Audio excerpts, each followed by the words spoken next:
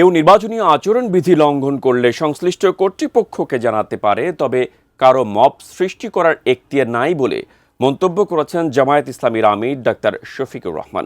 বুধবার ঢাকা ১৫ আসনে জামায়াত কর্মীদের উপর হামলায় আহতদের কল্যাণপুর ইবনে সিনা হাসপাতালে দেখতে গিয়ে গণমাধ্যমে একথা বলেন তিনি।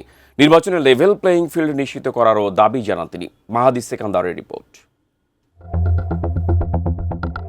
মঙ্গলবার সন্ধ্যায় ঢাকা ১৫ আসনের মিরপুরের পীরেরবাগ ৬০ ফিট এলাকায় নির্বাচনী প্রচারকে কেন্দ্র করে স্থানীয় বিএনপি ও জামায়াতে ইসলামীর নেতাকর্মীদের মধ্যে ধাওয়া পাল্টা ধাওয়া ও সংঘর্ষের ঘটনা ঘটে।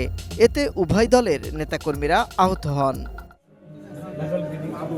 বুধবার দুপুরে কল্যাণপুর ইবনে সিনা হাসপাতালে আসেন ঢাকা ১৫ আসনের সংসদ সদস্য প্রার্থী জামায়াত ইসলামীর আমির ডাক্তার শফিকুর রহমান। খোঁজ খবর নেন সংঘর্ষে আহত নেতাকর্মীদের।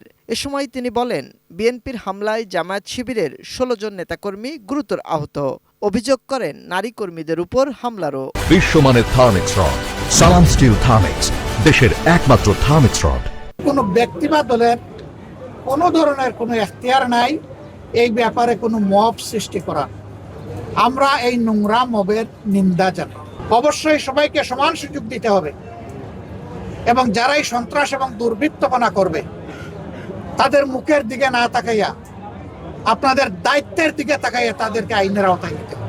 সন্ধ্যায় মিরপুর ১৩তে এক সংবাদ সম্মেলনে ঢাকা ১৫ আসনে বিএনপির প্রার্থী শফিকুল ইসলাম খান অভিযোগ অস্বীকার করে বলেন, পরিকল্পিতভাবে বিএনপি নেতাকর্মীদের উপর হামলা চালিয়েছে জামায়াত শিবির। দাবি জানান শান্তিপূর্ণ নির্বাচনী পরিবেশের। যে শুরু থেকেই তারা কিন্তু নির্বাচনের বিভিন্ন কায়দা কানুন করে যাতে নির্বাচনটা না হয়, একবার পিয়ার একবার ওইটা সেটা বলছে।